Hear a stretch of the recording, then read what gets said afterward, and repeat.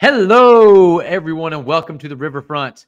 This is episode number 502 of the world's most dangerous podcast, where we discuss the Cincinnati Reds and occasionally Ron Vallone.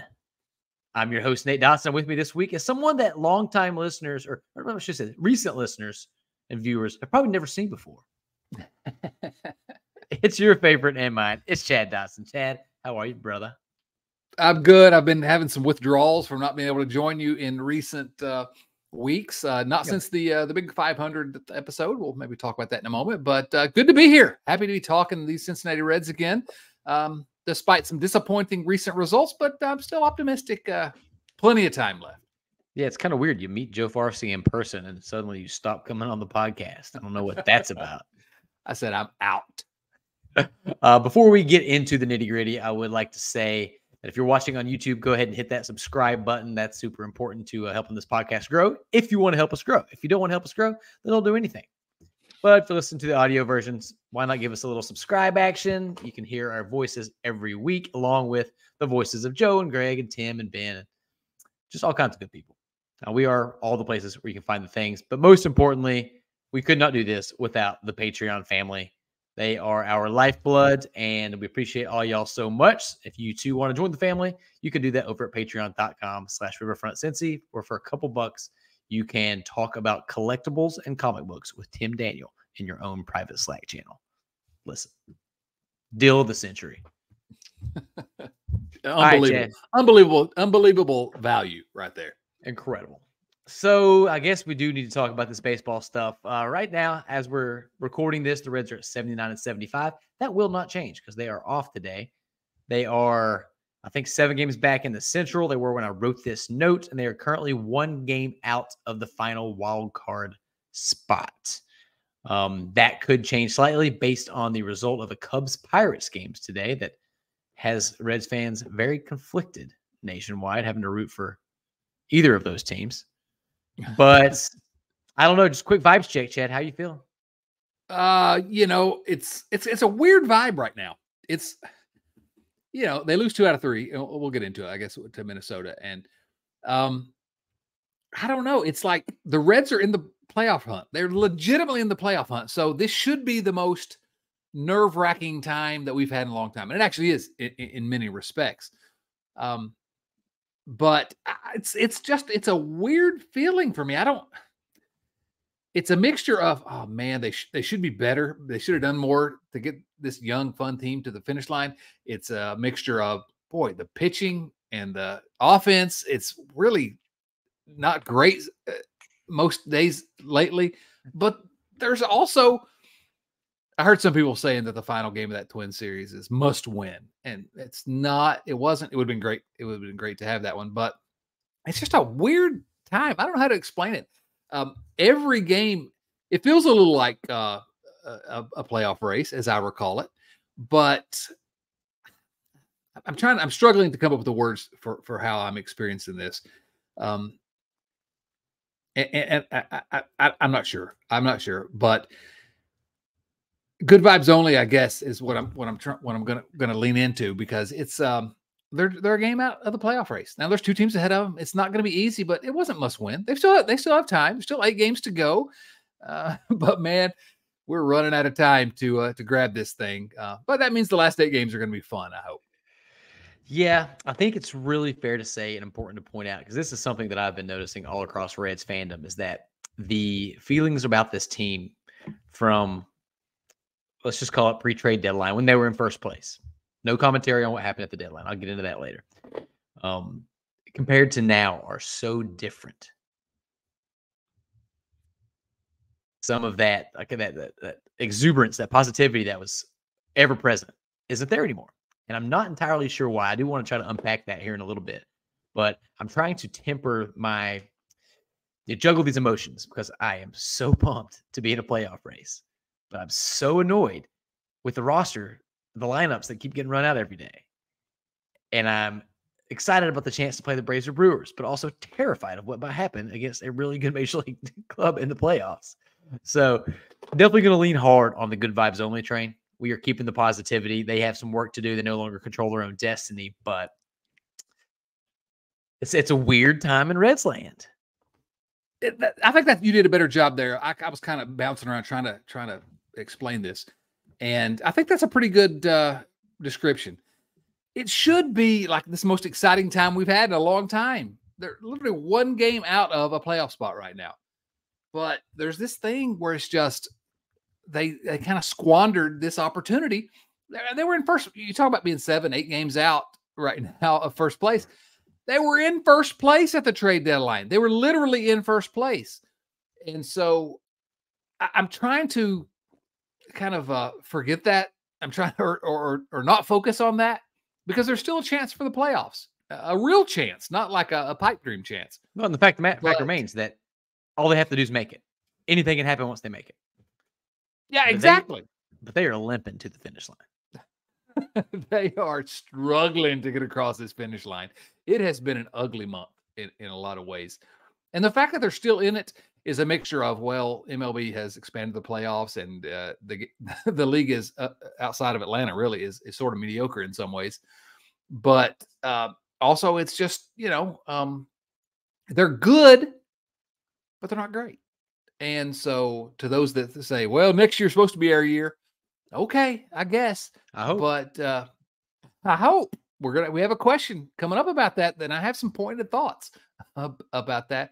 So I don't know how to explain it. I thought if you'd have told me before the season that the Reds are 1 game out of a wild card spot with 8 games to go, sign me up. And if you tell me today that's the case, still sign me up. I'm happy about it. And I'm excited for this last 8 games. It's going to be fun to watch these, and because I love that drama and that passion of every pitch is important, even if it's Derek Law throwing the pitch, or Ian Jabot.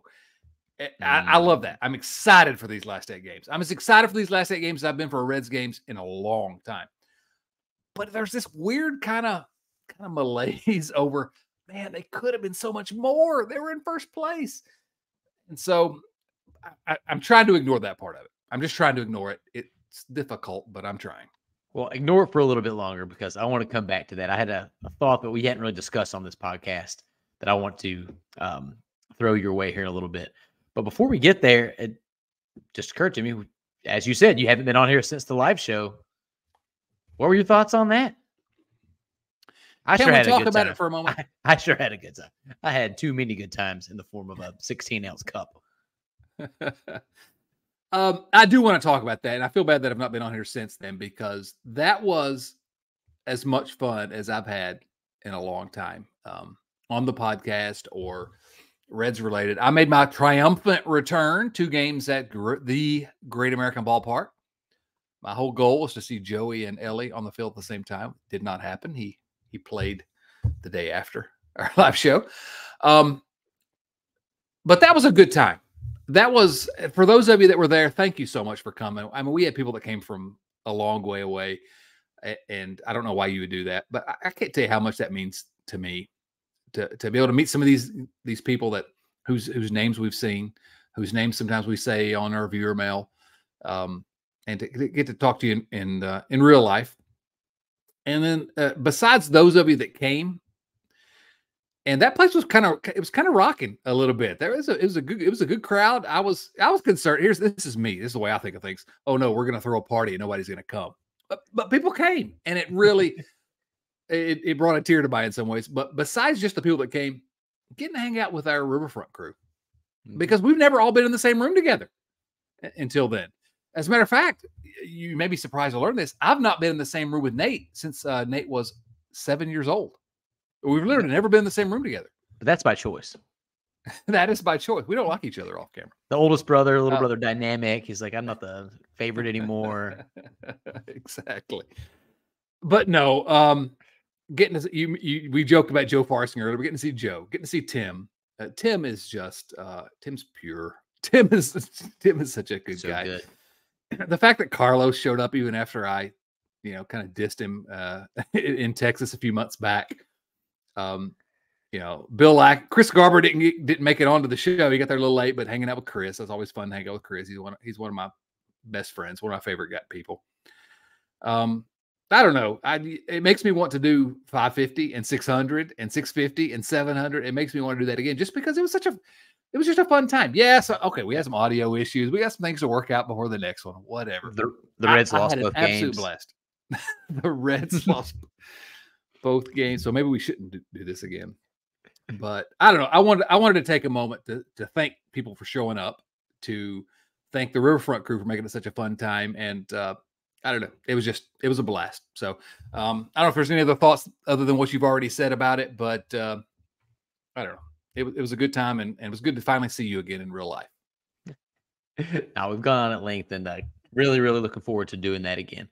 Let's quickly go through the results since we last recorded. Things started off pretty well in the Big Apple. Reds won 2 out of 3 against the Metropolitans. Game 1 featured home runs from Jonathan India and Spencer Steer. Noelvi Marte had a 3-hit day. Maybe a little more on him later. We call that a teaser in the business. And Hunter had a decent, not great start, but perfectly fine. Game 2 was another win. CES and TJ Friedel both had 2 hits. One of CES's was a bomb. Andrew Abbott only went 3.2 innings that game. Only had like 76 pitches or something. So I don't know if you have any thoughts on that. But I will say real quick before you get into that, if you do have any, is that Willie Castro can go suck an egg. I didn't even know who this guy was. He just shows up and absolutely dominates defensively. Wins a series almost on his own defensively. Tyler Stevenson should have had 2 hits and 4 RBIs in Game 3. Didn't, because Willie's sticking Castro. But anyway, Andrew Abbott. Yeah, Abbott. I'm an Abbott fan. I talked to a guy just the other day. He walks up to me and out of nowhere says, "Hey, I'm from Halifax, Virginia. I watched Andrew Abbott in high school. You love that guy, right?" I was like, "Yeah. I unironically love Andrew Abbott." And I think what we're seeing is Andrew Abbott is he's tired. He's thrown a lot of innings. And I'm worried about when the Reds make the playoffs. I'm a little not worried, but I'm a little concerned. The pitching the Reds have 1 starter at this point, frankly. So I don't know. I think Abbott's getting a little tired. I think I don't know that there's any more analysis to be done. He's pitched more innings than he has before. He's good. I don't know. I don't know what to say, Nate. I know what you're wanting from me. We have sort of drenched every bit of value out of Abbott that we can get this year, and I hope we get more. But he's struggling right now a little bit, and I think that's it is what it is. Yeah, that's it. Completely expected. This is what's going to happen when you pitch 30, 40, 50 more innings than you ever have in your entire life. Not to mention the intensity, the leverage. You're in a playoff chase. You're in the major leagues for the first time. Like, these innings are not equal to the same ones he was throwing in AAA. So I'm not worried about Andrew Abbott. Hope he can, when the Reds make the playoffs, hope he gets back on track and he's lights out for a start or two. Not expecting it, but worth keeping an eye on. Well, no, I mean, look, it could happen. He's good. It could happen. Plus, playoff adrenaline goes pumping through those veins. Who knows? Well, if you go back, those of you that didn't watch it like I did in real time, go watch him in the College World Series. Adrenaline is a thing, and he showed up in the College World Series, so he's going to show up now in the MLB World Series a couple years later. Boom. Your mouth to God's ear. Reds did lose that Game 3 of that series. Had 2 hit days from Senzel, CES, and Joseph Daniel Votto. Brandon Williams got knocked around again. He's probably getting a little bit tired too. Starting to see some absolutely signs of slippage from him. But everything we just said about Andrew Abbott also goes for him. Can I just say quickly? Yeah. Both those guys, I am thrilled with what we got out of both those guys this season. If they don't, improve recently, it's just such a great season for both those. Abbott, complete surprise. You never expect them to make it this far this year. You might have thought he'd be a late season call up and did as well. Williamson, the way he started out, the fact that he's actually been all season long, he's been better and better and better. I just want to say both those guys, I'm really optimistic about their futures in Cincinnati. Oh man, for me, Brandon Williamson is by far the surprise of the season. Like everybody Yes. else at least came with some sort of expectation. Like eventually we're like, yeah, they're going to be good. They're going to be good. Brandon Williamson was a top 100 prospect 2 years ago. Since he got traded to the Reds, he has been hot, steaming garbage. He was awful. He had an ERA over 7 in AAA when he made his major league debut. And he showed that day and pitched like 5 innings and 2 earned runs or something like that. And he's just been this steadying everything you want out of a number 5 starter since he got called up to the big leagues. And now suddenly I start thinking his ceiling could be a little bit higher. He could be a 4 or a 3 guy. But if he just sticks around that 5, you know what you need? Solid number 5 starters. I'll take it. So Yeah. I've loved what I've seen out of Brandon Williamson. Unfortunately, after he got knocked around, Carson Spears came in and pitched multiple innings. And I think, yeah, exactly. This is the heart of what I want to get to a little bit later. It's like there's a lot of people that are pitching meaningful innings in meaningful points of the season that have no business being on a major league roster, at least not yet. So we'll get to that later. Then Minnesota comes to town for the final homestand of the year. Some say it's the final homestand of Bob Castellini's ownership. Oh God! There's from your mouth to God's ear. I wasn't even going to put it out there. I do want to just touch on a couple things. One, Connor Phillips came out in game 1 of that series and twirled a gem. You said we only have 1 starter right now, buddy. Okay. I love everything about Connor Phillips. I'm not willing to put him up there as a ready to go playoff starter yet. I'm not going to throw out I am prone to hyperbole, but I'll dial back a bit. But he was incredible. His stuff was working. He has the the bulldog mentality on the mound that I love so much. That Graham Ashcraft sort of thing. I think that he has some chance to have some real staying power in this league. Yeah, no, I'm with you. He's a guy that really on most teams he wouldn't even be in the major leagues right now. Frankly, he'd be a guy that was in the mix for next year, and you've seen that before his most recent start. You've seen that he's been uneven. It's been not what you would certainly hope for in a pennant race. But my goodness, bulldog is the word I would use. That start against Minnesota. The truth is, one of the best starts I've seen from any Red starter all year. Yep. I mean, it was just he was in control, and it's kind of one of these. It's a glimpse, and we've seen it from Hunter Green, we've seen it from Nick Lodolo, we've seen it from Graham Ashcraft. It's Andrew Abbott.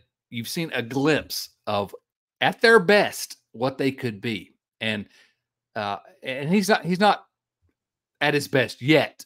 He's a kid still. But that's one where I had a pretty high opinion of him.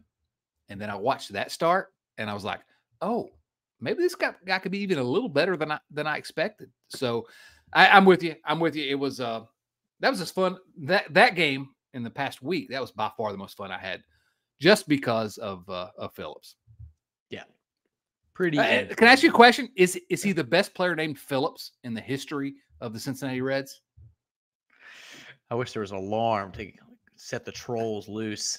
I'm trolling a little bit there on that one. Sorry. No exaggeration, though. He could end up being.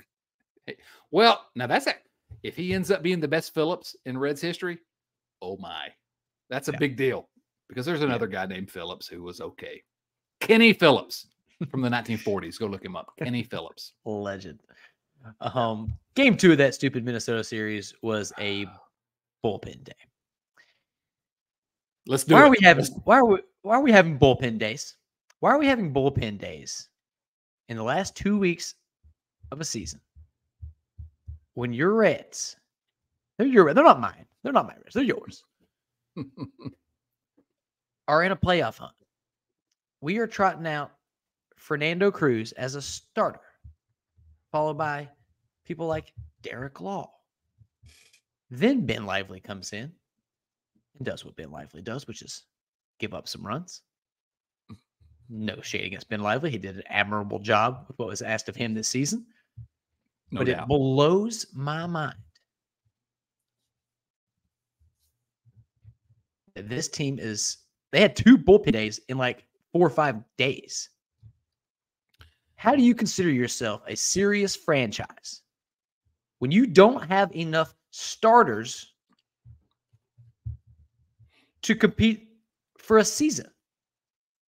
Yeah. In the playoff race.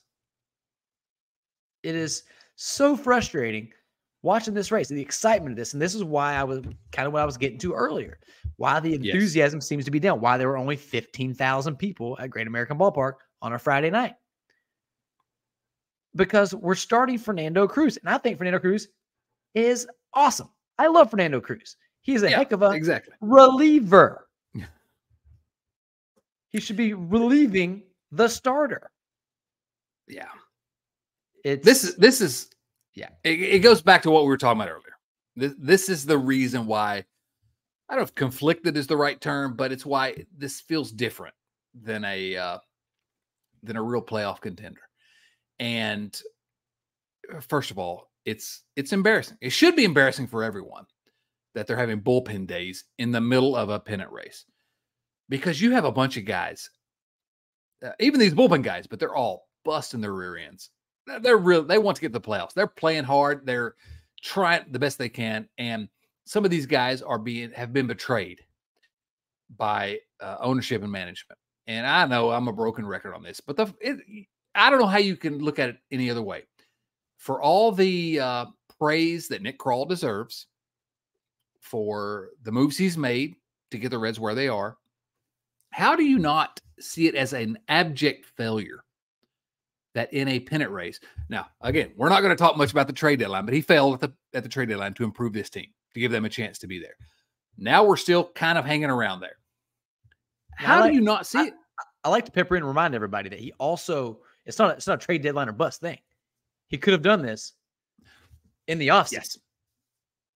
Yes. Exactly. That's where I was going. How do you not see it as a complete management failure that we are in the final week and a half of the season and they're having quote unquote bullpen days? It is. With a bullpen that is already completely overworked and obviously gassed. And has been good. They've been so far better, so much better than they ever should have been. They have any business being. Yeah. So maybe that's why I'm a little hesitant here, because it's an embarrassment.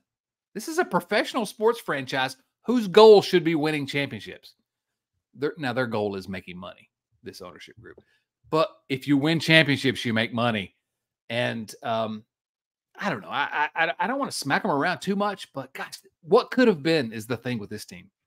You just get some reasonable starters in there, and then you got Fernando Cruz coming in the 7th inning. All right, sign me up. But it's frustrating. It's very frustrating that this is where we are. Yeah, I want to go one step further, and it's, what does this signal to the team? We always talk about how we would love to follow that Braves model. Lock up your young talent long term. You know what makes those guys want to stay in Atlanta? Ownership in the front office has every step of the way signaled to them, sign here, even if it's for slightly less than you could get on the open market, because here we are going to do everything we can to give you the best opportunity to win a World Series every single year. Is it always going to work out? Of course not. But they're always going to be in the hunt, at least for a while. That's why you get Matt Olson coming over and signing these long extensions. That's why Ozzie Albies signs his, Ronald signs his. These guys want to stick around because they're like, hey, I love what they're building here. What does it signal to Matt McClain, to Ellie De La Cruz, to Noelvi Marte and CES? What does it tell these guys when they are in first place at the trade deadline, the team does nothing, and this completely serious franchise is running out bullpen days 2 out of 5 days down the stretch in the last 2.5 weeks of a major league season? Does it make them want to stick around forever?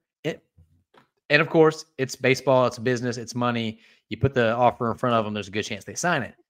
But you compare that to what's happening over in Atlanta, and I don't see how you can say anything other than they had a chance to show this core that if they stick around, they're going to be in it for the long haul, that they will be rewarded. And instead, they did nothing. And it kind of stinks. Yeah, I think the way I would frame this, first of all, is that They they can demonstrate to the young core exactly that this offseason. They still can do that, and we aren't at the point where they can't make that case because they didn't do it this year. Now, do I expect them to do that this offseason? We're not going to talk about that until the offseason. I'm going to preview I'm going to go ahead and read a viewer mail question. Do you mind if I read a viewer mail question? By all means. Nate? We have some viewer mail questions from our friends at patreon.com/riverfrontcincy.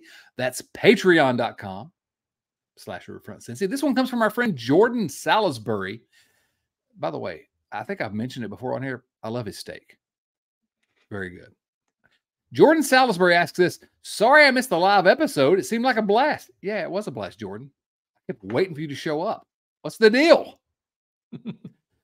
Hope you gentlemen are having a great week. I've seen some writers and fans comparing the potential this Reds team has to the 2023 Atlanta Braves. What are your thoughts? What is their realistic floor and ceiling? And I wanted to go ahead and dip into this, Nate, because of what you just mentioned. I think that if the Atlanta Braves ownership and management were running the Reds, if you switch today, if we had a Freaky Friday moment and Braves ownership management and Reds ownership management switched places, if the Braves were running this organization right now, I would be so bullish on the chances of this team because there are real pieces in place. But the thing I've been concerned about for a long time is that under Castellini, the Reds have never taken that next step to really fill out the roster. And so I'm hopeful they will. And if they do, man, this team has a ceiling as high as the Braves do right now. This team has a real ceiling. They have real talent. But I'm not going to believe that the Castellini ownership group and this club will actually take that next step to really keep these guys around for a long time, sign free agents to fill in the holes in the roster. If you want to believe they're going to do that, fine. Dude, I'm not going to tell anybody how to be a fan, but there's no evidence that they will. Maybe things are different, and I hope they're different because I love this team and I want them to take that next step. But I would say the ceiling for this team going forward is very high, and I would say the floor is very low because of ownership and management. And I wish I didn't have to say that, and I hope I'm wrong, and I will admit to you if I'm wrong. But we don't have the Braves ownership and management running this team. I'm sorry. That's just the way it is. I wish it were different. But I always try to tell you the truth here. That's the truth as I see it. Yeah, I don't have a ton to add to that. I do think the ceiling of this team is, I think they have 2 or 3 pitchers that could be in the running to be a staff ace. I think they have 5 or 6 hitters that can get MVP votes over the next 3 seasons. It's crazy. I think the ceiling is ridiculous. I'm going to hold out optimism. Trying to go back to at least one game out of the playoffs, of a playoff spot. With a little over a week to go. So I'm going to keep that in mind. Good vibes sometimes, maybe not only, but good vibes most of the time. Well, can I just say this? And I'm sorry for dipping into a little bit of negativity because I'm really not negative. I'm really excited about the fact the Reds are here right now. And they lost 100 games last year. I didn't see this coming. Nobody saw this coming. I'm really genuinely enjoying every single game. It's fun to be a Reds fan right now. So I apologize if I got a little negative there because I'm worried about what they're going to do. But I love this team. I absolutely adore this team. Even, the guys that shouldn't be here if they had real players. I love them all. The only guy on this team I don't like is Jim Edmonds. That guy can get out of here, loser. Exactly. Yeah, baseball is such it's a different fan experience. Football fans, we're football fans also, but they have it easy. You have to get fired up 17 times a season. And if maybe a little bit more if your team's in it, maybe way less if your team's out of it. But that's it. One day a week, you get all fired up. Baseball is a slog, man. So we have to go through these ups and downs. We have to remember that we were in first place 2 months ago. And we have to deal with the fact that we're having these bullpen days now. So that's why some of the negativity creeps in. And I apologize too. But can I say, I'd rather be a Reds fan than a Bengals fan right now. Oh, I'm sorry. Too soon. I know the Bengals haven't Haven't been performing too well. Sorry, Joe Farsings. Yeah. Well, we were talking about that ceiling, Chad, and I do want to mention real quick. Hunter Green. Did you see that start he had? Good Lord. Hunter Green did not get the win in this game. That's why wins and losses are stupid. The Reds lost an absolute heartbreaker. They were up 3-1 going into the top of the 8th, 3-2 going into the top of the 9th, and lost 5-3. It was absolutely brutal. And is really the source of the sort of bad vibes coming through this microphone right now, because the vibes were super high. And then within 20 minutes, I thought the season was over. I was apoplectic on my couch in the middle of the day. So, but if they win that one, it's a completely different feeling among the fan base, isn't it? Yeah, they're controlling their destiny.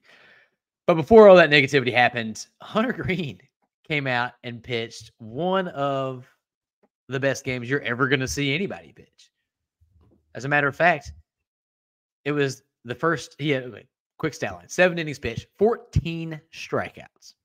In case you didn't hear me, 14 strikeouts, 1 earned run, 3 hits, and 1 walk. It was the first 14 strikeout game since 2000. Remember Y2K? I do. I was 72 years old in Y2K. I remember I was playing ping pong at my cousin's house, and I thought we were all going to die. We didn't. Spoiler alert. Woo! Hunter Green pitches. I mean, it's by far, for me, I haven't got to actually watch every single game. I listened to a bunch of them, missed a couple. It's the best I've ever seen him look. He was controlling all of the outer thirds of the strike zone. He had 3 pitches working. He was peppering that fastball up and in. There's nothing they could do with it. His slider and changeup were masterful. Fastball had some life on it that I have not seen yet. If that's the Hunter Green that we're going to get every third time out, true ace potential. I can't remember what his name was. I wish I could, but somebody on as the MLB Network or ESPN went on a big long rant about how Hunter Green is the most talented under 25 pitcher in Major League Baseball right now, and you'll love to see it. Yeah, no, it's not even close. I mean, we've had this discussion many times. Who is Hunter Green? Because some people, he struggles occasionally. He has struggled occasionally. But I'll say it again. I've said it before on the show, and I still believe it. This is one opinion that I'm not going to change. I've never seen a Reds pitcher in my lifetime. And again, I'm 92 years old. I'm older than James Urban. Sorry. I've never seen a Reds pitcher with this much potential, with a ceiling this high. And yes, he came off the injured list and he wasn't good early. And, it sort of showed why we said, don't count on these guys to come back and be good immediately.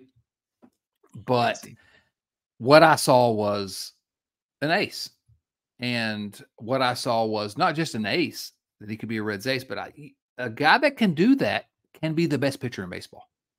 Yep. Hunter Green is still a kid. First of all, let's not forget that he's been here for a little while.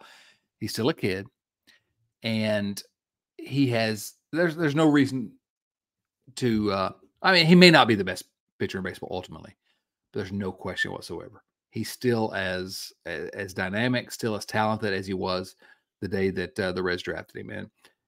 And it was a masterful performance. It was what we've all been waiting for. And not been waiting for, because we've seen some of that before. We've seen it, yeah. Yeah. It's just people forget that before he got injured, he was by far the best pitcher on this team. His numbers were good. Really, this guy. Good. Yeah, if he can, health is the issue. If he can stay healthy, if Hunter Green is healthy, he's a 5-time All-Star. He is the best pitcher the Reds have had since, I don't know. I'm willing to say he's the best pitcher since Jim Maloney, or going back that far, Jose Rijo, maybe. I don't know. He's amazing. There's not a single pitcher in Reds history that have ever had the God-given talent, the natural tools that Hunter Green possesses. Yeah. And unless you're that one turd on Twitter that I saw that somebody praised Hunter Green's start, and the guy said, Well, he should have gone 9 innings and handled the game. I Get hate out Twitter. of here. Oh my God. Hunter Green currently has even with the struggles that he has had, so he's coming back from injury, he's got a 4.2 ERA and 12.4 strikeouts per 9. The guy has been nothing short of fantastic, and we need to. This is I think we do this once every 3 or 4 episodes. This is your friendly reminder from the guys at the Riverfront that Hunter Green is awesome, and we need to cherish this. When you're talking about your rookies and your Elliots and your CESs and your Matt McLeans, put some respect on Hunter Green's name. He walked so they could run. That's a great point, which is we talk about all these kids, and Ellie is the only one, although Ellie's had his struggles lately that we can discuss, but Ellie's the only one that's in the neighborhood of Hunter Green in terms of talent and ceiling and potential ceiling. Because I don't want to say it's all talent with Hunter Green because the dude works his butt off. He's a hard worker as well. So, but he's the only one with a ceiling anywhere near what Ellie De La Cruz's ceiling is. And it feels like we've kind of forgotten him a little bit because of the injuries and because of all the kids that came up here this year. And here at the Riverfront, I don't want us to forget him. Yeah, so Matt McLean is 24. Hunter is 24. Spencer Steer is 25. Right. So we all love the young rookies. Hunter Green is the youngest of those 3. So let's just keep that in mind. A little bit of perspective going forward. Absolutely. All right, I want to get into some news of the week before we get into a very good question from Chris Garber and the rest of our viewer mail questions. So quick news. The Inquirer came out with an article saying that Ellie De La Cruz is showing signs of fatigue. I don't know if there's any reason to go deeper into that. He's been struggling. He's a child who's facing the best talent in the entire planet. He's 12 years old. He accidentally does something incredible every 7 days. So pump the brakes on Ellie. Maybe they should put Ellie in the bullpen with Hunter. Yes, I agree. The Reds also DFA'd Hunter Renfroe. He's officially off the team now, which was, I mean, it doesn't make me feel any certain way, but it was a little surprising. Any thoughts on the Hunter Renfroe era? Well, Hunter Renfroe DFA'd Harrison Bader on the IL. You know, I mean, there's a certain, I'm trying to be charitable. There's a certain segment of online Reds fan who thinks Nick Krall hangs the moon rather than the nuanced opinion we have, which is Nick Krall's done some good things. Nick Krall's done some bad things. Let's tell the truth about it. The acquisition of Harrison Bader and Hunter Renfroe, it's good, basically free, you know, whatever. Yeah. That's fine. They were on waivers. We took them. Give it a shot. Yeah, why not try it? It's better than some of this. It didn't work out. Now, you won't hear anybody say it's Nick Krall's fault that it didn't work out. How about we say that because they had to get those guys because there was no depth on the roster? I'm not going to say that because it's good vibes only. I'm not going to miss Hunter Renfroe. I was hopeful that he would work out. Harrison Bader, a good buddy of mine, after the Reds got Harrison Bader, was like, "Oh, you're going to love this guy." And I'm getting ready now that when we get finished here, I'm going to text him and say, "Buddy, I love you. You're wrong. I didn't love the Harrison Bader era either." There's not much to say about Renfroe. It didn't work out. I still think it was a good, you know, it was good to take that flyer on both those guys. They didn't work out, but I'm not going to hammer Nick Krall over that because he should have done it. But it would have been better if he'd acquired people before the season, so we didn't have to go, you know, bargain shopping at the Goodwill. Yeah, there's probably an argument that 14 games of Hunter Renfroe is not enough to see what he can do versus bringing back Stuart Fairchild, who we know is Stuart Fairchild, which is a perfectly average final guy in your roster.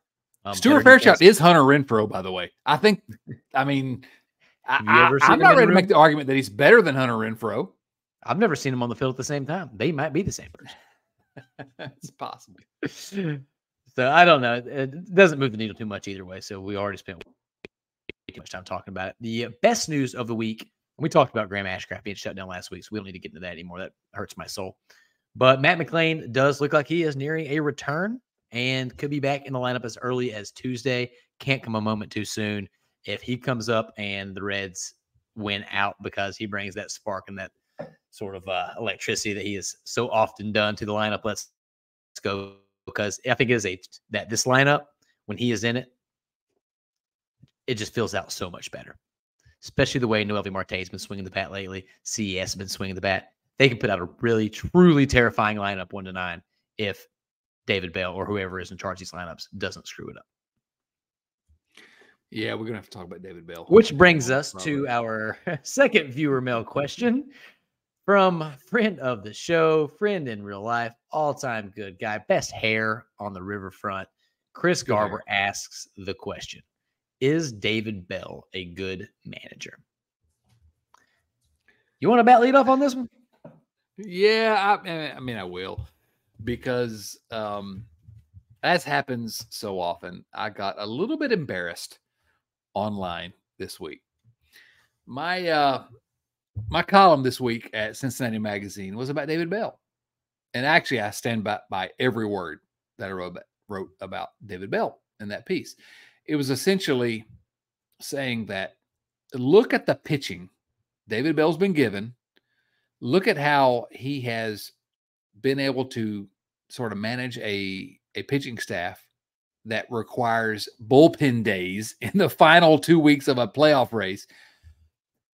Look at the names that he's had in the bullpen all season long, and the fact that he's been able to manage that group to keep this team in the race, I do think is a real credit to David Bell. It's the first time that I feel like I've said many times on the show for many years now that I feel like David Bell is just sort of meh.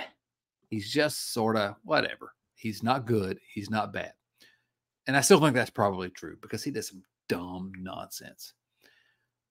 But I do think you have to give him a little credit for how he's handled this pitching staff. He's been given a bunch of garbage, and he's figured out some way, him and Reds pitching coach Derek Johnson have figured out a way to make this pitching staff at least help keep the Reds in the race. But my goodness, the dude has some wacky lineups. He makes some of the dumbest decisions I think I've ever seen. I mean, this guy's Vern Rapp level crazy when it comes to some of the things he does during the game. That's for the old guys, Vern Rapp. I don't know what to say, but I spent 1,000 words praising David Bell in print this week, and I think I may be ready to fire him 2 days later. I don't know. I just think I don't know. I don't know what to think. I really kind of have no opinion at this point. He's really good at some things, and he's also the worst manager in baseball in some ways. So I don't know. I don't know. Yeah, that's the problem here, right? Because I feel like most people that are trying to evaluate managers are divided into one of two camps, which, like everything in our freaking life, it seems like you have to be one or the other. You can't be a little bit of both. It's either a manager's only as good as what he does in the clubhouse or in-game decisions.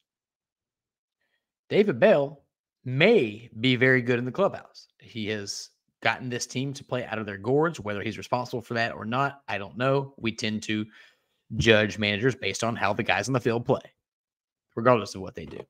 But the Reds have far exceeded expectations.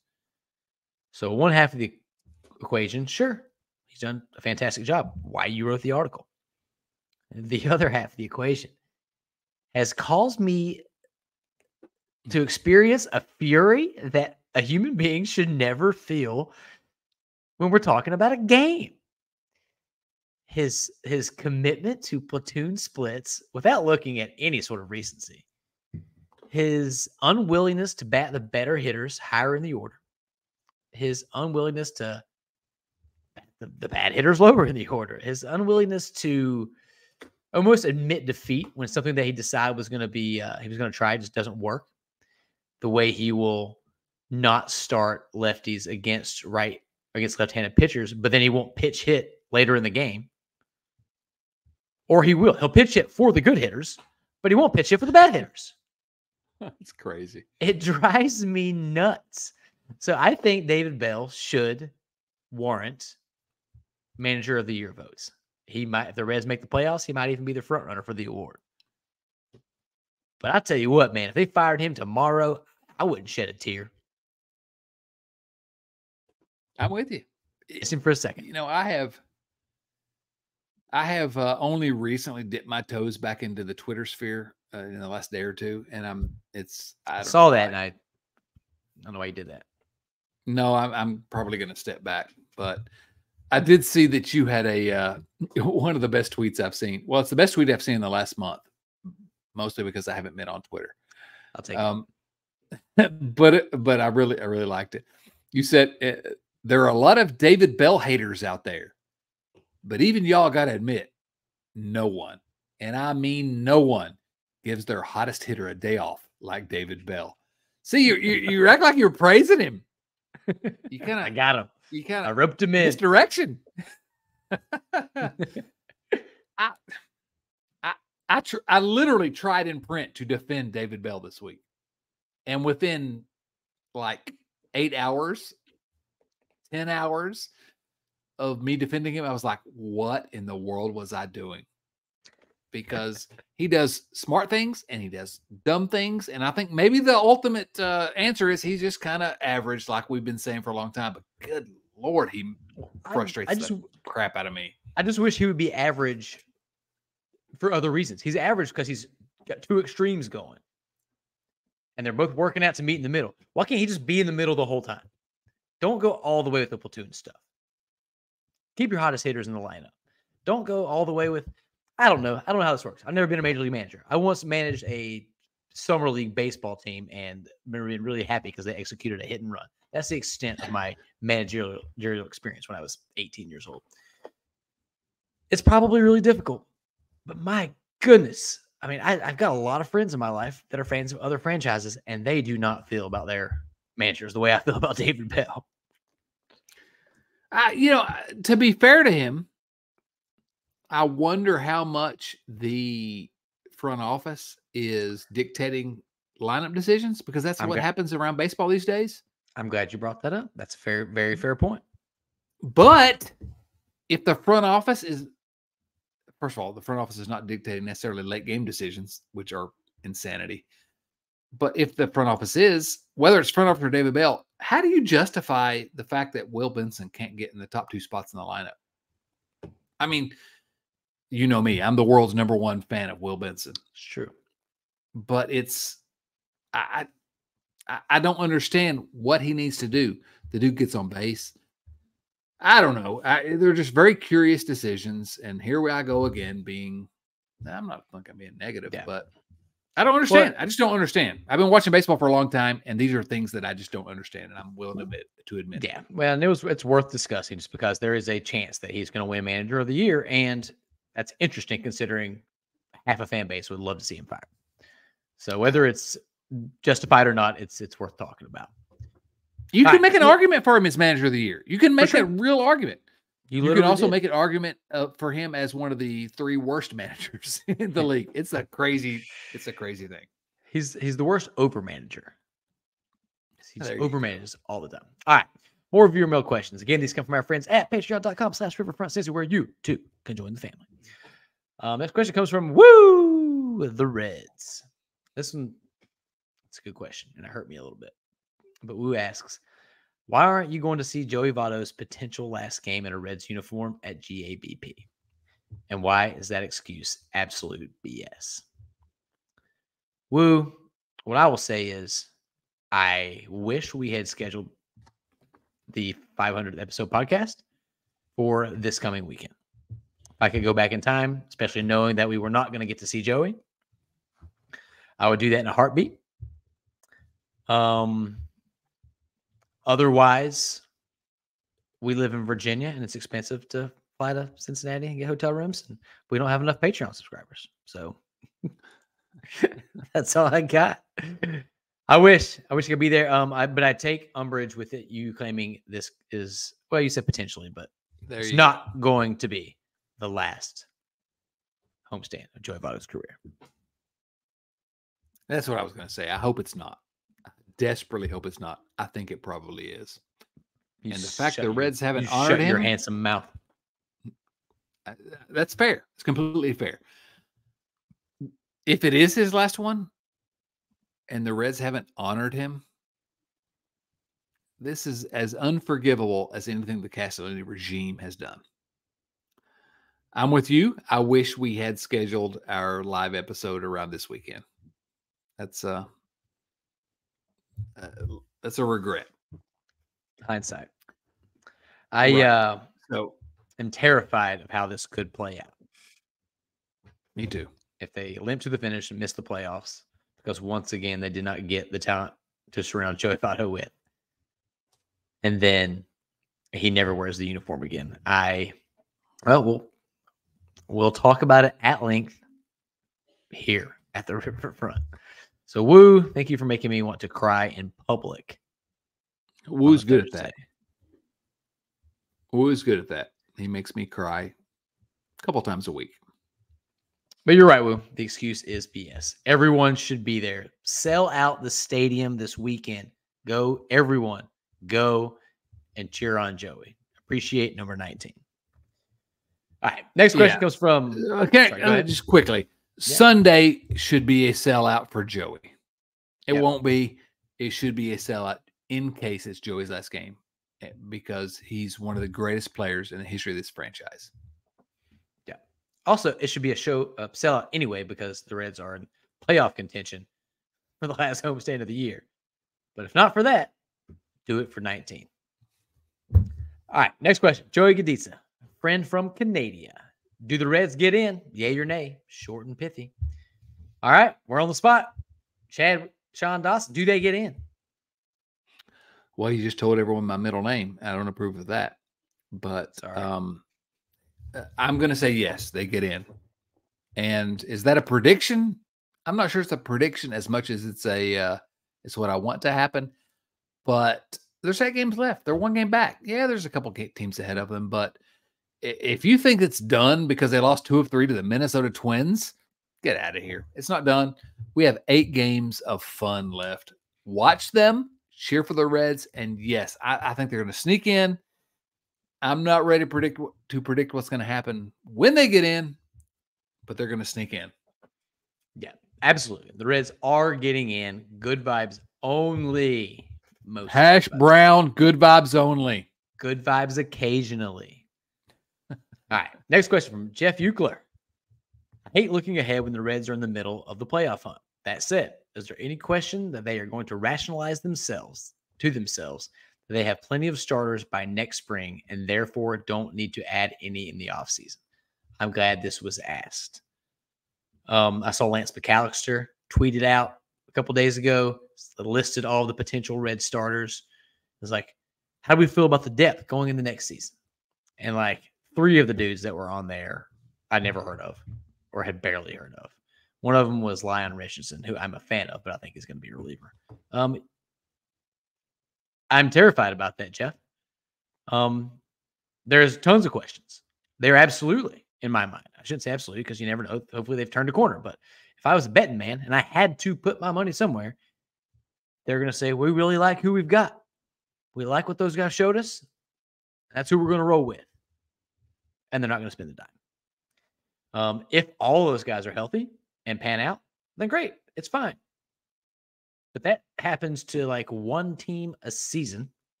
And to the Reds in 2012. It's extremely rare, can't be counted on, shouldn't be counted on, and the Reds need to go out and get veteran starting pitching and other things. But that's not what the question was about. So, yeah, Jeff, I'm terrified. Chad? Yeah, again, we're trying to be good vibes only. But this is my single biggest fear about what happens going into the 2024 season. I saw one of the Nick Krall's groupies who got off his knees and tweeted, listen to all these pictures. And yeah, there's some guys that if everything goes right, that can be a lot of depth. Everything doesn't go right with me, big league pitching, as we saw this season. So it's my biggest fear for next year that I don't want to think too much about because I want to be optimistic about next season. But if you think that this group of pitchers the Reds currently have in the big leagues and in the minor leagues is going to be enough depth to put this team in the playoff race next year, I'm sorry. You're out of your mind. That's not. Here's something I've said many times in the last. This podcast started in 2007, which is ridiculous, and I've said this term hundreds of times. Hope is not a strategy. And if you think that this group of pitchers is enough for next year, you are relying on hope. And that's fine. I'm hopeful every year. I want these guys to work out. But there's no way in the world that the group of pitching that the Reds have now that'll be available for 2024 that you should believe there's enough pitching to have sufficient depth to make this team a real playoff contender next year. There's no way. There's some guys that have potential, but I'm not getting on to DraftKings and laying some money on this group. I'm sorry. No, couldn't agree more. Side note, this will be irrelevant when you hear it tomorrow, but the Pirates just laid 2 runs on the Cubs to go up 2-0. Go Pirates. Did you just say go Pirates on the world's most dangerous podcast? Did you say that? That's how dangerous I am. I know what Tim Daniel might do to me. He will not be happy.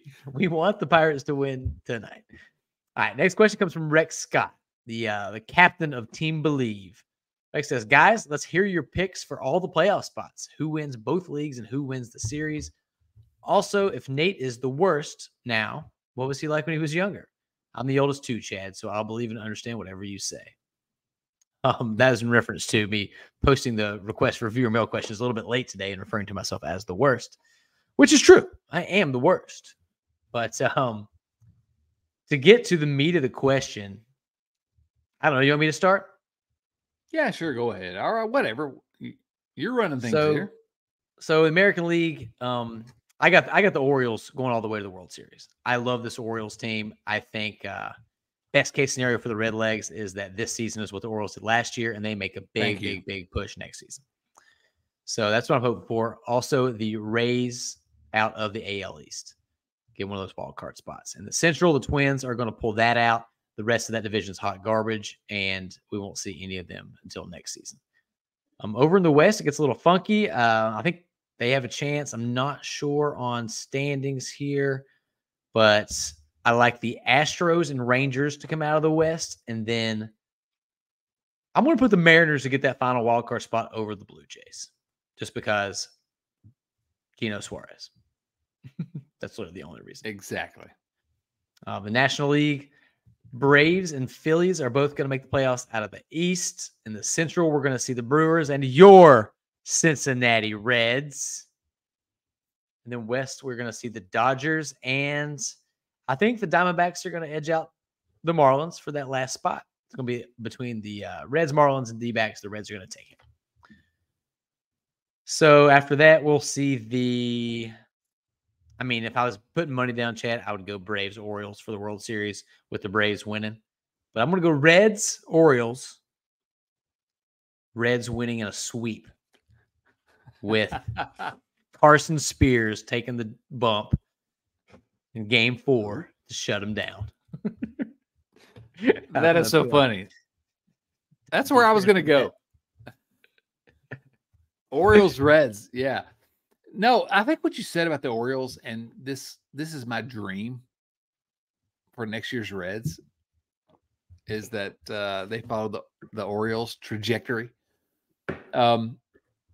But yeah, I'm with you. Let's just go Orioles, Reds, World Series. I think I'm with you. I'm cheering for Seattle. I'd like to see them win the West. Would love to see him take a run. Some people gave them crap and were like, oh, who wins the trades now? Exactly. Seattle was floundering early in the season. People were trashing them again, and here they are. Everybody, I saw an argument the other day. People were like, oh, do you think the Mariners would go back and do it all again? I'm like, they had the longest playoff drought in the history, or like in all major, like big 4 major sports. They ended it, and we're a couple plays away from making the World Series. Yeah. Last year, they were like 2 walk-offs away from making the World Series. Yeah, they would do it again. Sorry. I get fired up sometimes. Yeah, no doubt. No doubt. Minnesota, I know people were upset, and I was not happy with the Reds losing 2 of 3, but Minnesota's a good team. And so, yeah, they're going to make it. But I don't know if it's going to be Baltimore. I actually think if I were going to bet, I think I'd probably put my money on Houston or Tampa Bay making it to the series, but I'm hoping it's Baltimore. National League, I look at all these teams in the National League, and the Braves are really good. I mean, they just are. Milwaukee's pretty good. The Dodgers, they're the Dodgers. They're really good. But it's pretty clear to me that the Reds are the best team in the National League. So obviously, I'm actually going to go Houston, Cincinnati, Reds win in 6 games. That's where I'm going. The Dusty Baker Bowl. I love it. Oh, I love it. All right. My next question comes from Branch Brown. Branch, good to see you again, buddy. The Reds will obviously have higher expectations going into 2024 than they did in 2023. I'm counting anything other than winning the division as a failure. Am I being unrealistic? My quick response is, yeah, if they lose the division and make the wild card and still make a big, deep playoff run, then I'm cool with that. But I hear what you're saying, especially the way that everybody said, 2023 is not their year. They're never supposed to contend. Next year is always their year. There's a lot of people out there that I'm not one of those people that likes to do old takes exposed. But if I was, I know which ones I would have saved. People that were guaranteeing the Reds were going to be in this position next year, because you're never guaranteed squat. And the Cubs are going to try to improve their team in the offseason. Weird. The Brewers are going to try to improve their team in the offseason. The Cardinals are going to try to improve their team in the offseason. No, not the Cardinals. They never do good baseball things. Yeah, right, exactly. So if you're just sort of counting on the fact that this wasn't the Reds' year, next year is, well, I got some news for you. Other teams are going to try. I hope the Reds try. Tell me what you have seen in the last 10 years to think the Reds are actually going to try. So I don't think the Reds are, I think that there will be no major outlet, no major media organization that predicts the Reds as the favorites in the National League Central in 2024. I don't think it'll happen. Now, they still could because of what we said earlier. Got some real talent here, but I don't see it. That's a good point. As big as we are on this team's the prospects for the future, no one outside of Cincinnati is going to pick the Reds to win the Central next year. I really don't think so. They'll all pick the Brewers, or maybe the Cubs, depending on what happens in the offseason. We'll see. Good point. Good question, Branch. Next question comes from Corey Ryan. He's continuing our Ninja Turtle saga, which is stop, Corey. Stop. Never stop. It's entertained me to no end. Corey says, gentlemen, your B-level Reds from last week have kept the streets safe while your Turtle Reds healed up. The timing of their return could not be better, as the city is facing a recurring threat yet again. Pirates. What 4 Pirate players or coaches, past or present, would you most like to see our Turtle Reds make walk the plank? Bonus question. What's your favorite movie that takes place on a boat? See, I like how Corey has manipulated the rules by getting in 2 questions every week by asking an awesome question. The second question is always about movies. Corey's figured it out. Yeah, he's hacked it. I need to think about this boat one for a second. But I'm not going to lie to you. Okay. We even talked about this a little bit off air. Like, not a ton of hateable Pirates. I hate the Pirates. I'm sorry, Tim Daniel, if you're listening. I know you really hate Pittsburgh, and I kind of hate Pittsburgh as well. But the only person that I can think of that I hate for the Pirates is Roberto Clemente. What a garbage human being that guy. Wait a minute. No, that's not true. Clint Hurdle, former Red, former Pirates manager. That guy's garbage. But other than that, I know I kind of hate Pittsburgh, but I could not come up with names of individual players that I hated other than I hate Roberto Clemente. I hate Willie Stargell. I hate Andrew McCutcheon. No, I don't hate any of those guys. I'm sorry. I can't answer this question from Corey. I'm glad you pulled back that Roberto Clemente slander, because my Puerto Rico wife about sent the chancleta up the stairs. It was coming. What about Dave Parker? Screw that guy. Dave Parker. What a No, he's great. He's my favorite pirate of all time. I'm going to throw out Honus Wagner because he was awesome. But what kind of name is Honus? Yeah, screw that. Can you imagine like getting to an age where you realize you understand choices and right and wrong, and you're like, Mom and Dad, you named me Honus? Why would you do that? Honus Votto. What about Honus Votto? That Honus doesn't Votto work. would be good. No. And I'm going to throw out one more 19th century stud, Patsy Donovan. Honus and Patsy. Kick rocks. Walk the plank. Can I name one? With Clint Hurdle. Yeah, really. Please. How about this guy? A former Reds farmhand. Manny Sarmiento. I don't know. I just wanted to say Manny Sarmiento. I just wanted to say that sounds like a cheese. I think it might fancy cheese. Tell All right, the tell the Puerto Rican wife that I'm sorry. I love Roberto Clemente. I wasn't being serious. I'm sorry. That's a great question, though. The bonus question: what's your favorite movie that takes place on a boat? Huh.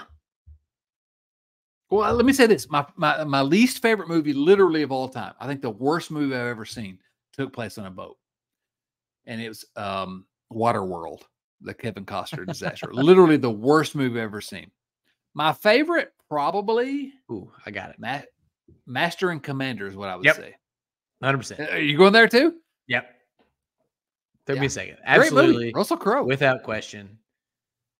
Legendary flick. I love it. Great choice. Yeah. Excellent. There we go. Next question comes from Seth Shaner. Seth says, this season has been a pleasant surprise. I watched my 12-year-old son be apathetic for the first month and a half of the season before he started to get pulled in by Matt McClain and Ellie and all the hijinks that went on. I miss the hijinks. Even if the Reds missed the playoffs, will this be remembered as the year the Reds piqued the interest of young people across Reds country and served as a foundation for the glory years to come?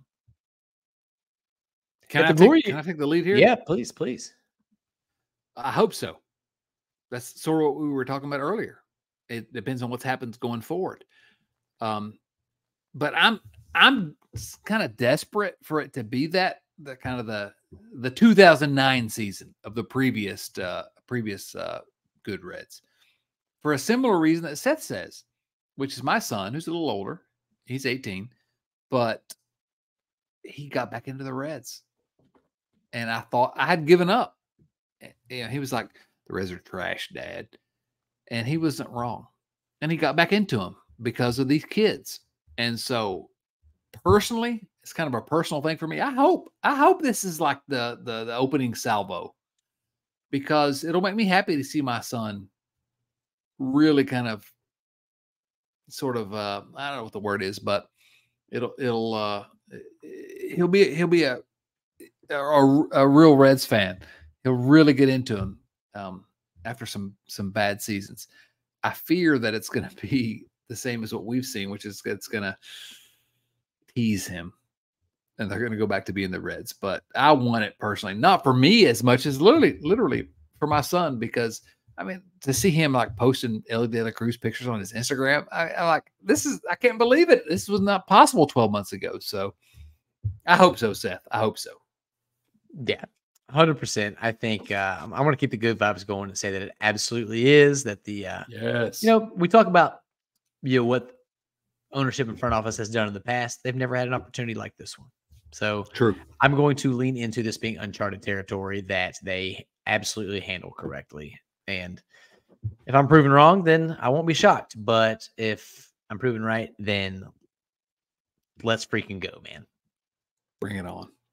All right. Our last question of the night comes from James Urban. He says, if you had to be one age for the rest of your life, what age are you taking? Who? When you're at an advanced age like James Urban, you really start reflecting on past experience. I don't know, Chad. I would say for me, like, these mid-30s have been pretty dope. I'm loving everything about the way life's fleshing out right now. So I am 38. I am shorter than Hooper Pal thought I was going to be, which isn't relevant, but was funny. Fun little tidbit from the live show. I'm gonna say 38. 38's been an awesome year so far. I feel great. Reds are competing. I'm married, have a dope wife, great family. 38, James. That's it. It's a long time ago for you. I know, but All right, slow your roll, Chief. I'm not going to say how old I am, except that you know that I'm older than Nate, and there are 2 brothers in between us in age. But that was actually my answer. The truth is, where I am right now, it's now work has been wearing me out, so that's why I haven't been around the last couple weeks. But it's pretty good. Life is pretty good right now, and from a Reds perspective, maybe I would say when I was in high school and the Reds had won the 1990 World Series, and that was a exciting time. But I'm in a pretty good place personally, professionally, and also there's hope for the Reds going forward. And that's just about all I can ask for with this team. There's been so many years in the last 30 years where we had no hope. And we have like legitimate hope going into next season. So I'm pretty happy with where things are right now. And let's rock and roll. Well, I can't think of a better way to wrap this podcast up than that on a truly high note. So, Chad, any parting thoughts before we sign off tonight? No, just I'm sorry I haven't been around the last couple of weeks because I love this community. I love this group. I had so much fun at the live show. I have so much fun talking Reds with you, and I hope everyone will genuinely these last 8 games really lean into it because we don't get this often, and the Reds may make it, they may not make it, but this is what we've been asking for. A team that was in the mix going into the last week of the season. And I'm trying not to forget how special this is given what we've experienced. And I'm watching every single pitch. So go Reds. I'm excited. Yeah, I second every single bit of that. And please, by all means, go out and support the guys for this final homestand at Great American. Go support Joey Votto. You never know. And let's just keep enjoying this ride because we might get to get in line for it up until the last game of the season, and that's pretty cool. So thank you to everybody for listening and supporting the Riverfront. Go check out our other shows, the Bengals show, Late Night Reds with Tim Daniel. We got some really exciting stuff going on with Riverfront U. So we're going to have coverage of the Bearcats, Xavier, and Northern Kentucky coming your way. Already up on the website, podcast coming soon. So check in on that. And tell your friends about us. If you have kids, make them follow us on YouTube. Hit that subscribe button. That's how we get the word out. And you want to get the word out. And again, if you don't want the word to get out, why have you listened an hour and 13 minutes into this podcast? It's crazy behavior. And you should be reprimanded in public. But for the rest of you, follow us on Twitter, Instagram, all the places. We are at Riverfront Cincy. We appreciate you. And finally, big shouts to the family at patreon.com/Riverfront Cincy. We love you. Couldn't do it without you. So, Chad, shout out to Adam Dunn. Shouts to Lee Salverto and Wayne Cranchicki and even Eli Cash. For Chad Dotson and Ron Vallone, this is Nate Dotson. Saying take it easy.